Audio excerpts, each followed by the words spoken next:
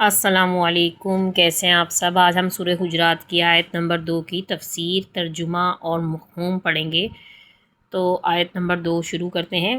یا ایھا الذین آمنو، اس کا مطلب تو سب کو پتہ ہے کہ اے وہ لوگوں جو ایمان لائے ہو۔ اللہ تعالیٰ محبت سے اپنے ایمان وال بندوں کو کہہ رہے ہیں لا ترفعوا، نہیں بلند کرو، اصواتکم، اپنی آوازوں کو، فوق صوت النبی، نبی کی آوازوں پر، کجہر بعضکم لبعض، جیسا کہ تمہارا، ولا تجہروا لہ بالقول، جیسا کہ تمہارا بلند کرنا آپس میں ایک دوسرے کے لیے آواز کا، بعضکم لبعض یعنی تمہارے بعض کا بعض، اور دوسرا ترجمہ آپس میں ایک دوسرے کا، ان ایسا نہ ہو کہ تحبط، ضائع ہو جائیں، اعمالکم، تمہارے اعمال، وانتم اور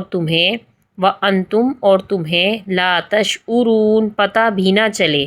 اللہ کے رسول کے ساتھ ادب کے ساتھ بات کرنے کے بارے میں بتایا جا رہا ہے، اور یہ آیت اس وقت نازل ہوئی جب کچھ صحابہ رضی اللہ تعالیٰ عنہم نے بلند آواز میں گفتگو کی، تو اللہ تعالیٰ نے سختی سے روکا کہ نبی صلی اللہ علیہ وسلم کے سامنے آواز اونچی کرنا ایسا عمل ہے جو انسان کے سارے نیک اعمال ضائع کر دیتا ہے۔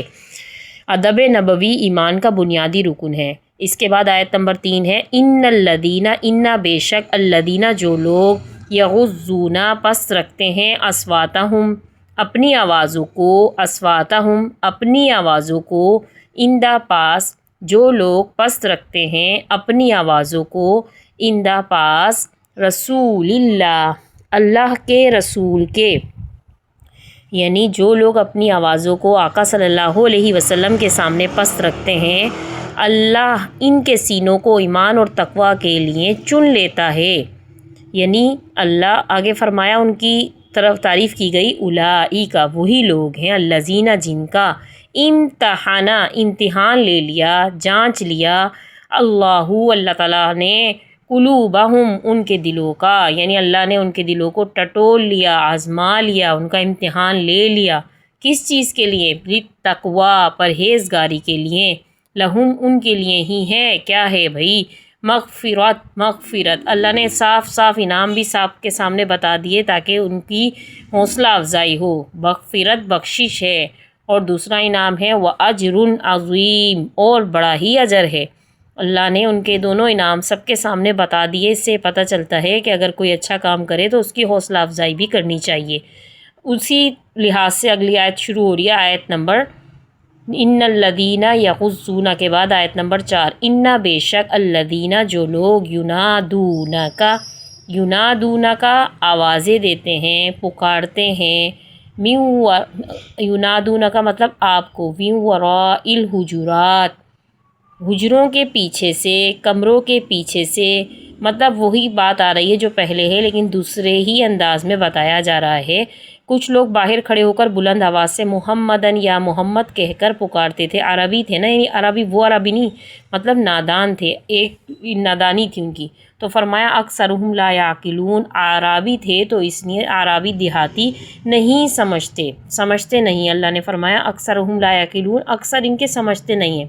وَلَوْ أَنَّهُمْ، اور اگر وہ، صبر کرتے، یہاں تک کہ تخرج، آپ خود تشریف لے جاتے، الیہم، ان کے پاس، لکانا، تو یہ ہوتا، یعنی اگر آپ خود ہی تشریف لے جاتے اور اس طریقے سے وہ آپ کو آوازیں نہ دیتے تو یہ اچھا ہوتا، کیونکہ اس طرح جانے میں آپ کے خود ان کی بھی تعظیم ہوتی، اور ان لوگوں نے جو آواز دی اس سے اللہ کے رسول کی بے ادبی ہوتی۔ خیر لہم، بہتر ہوتا ان کے لیے، یعنی اگر آپ خود تشریف ان کے پاس لے جاتے اور یہ اس طرح آواز نہ دیتے تو بہت اچھا ہوتا ان کے لیے۔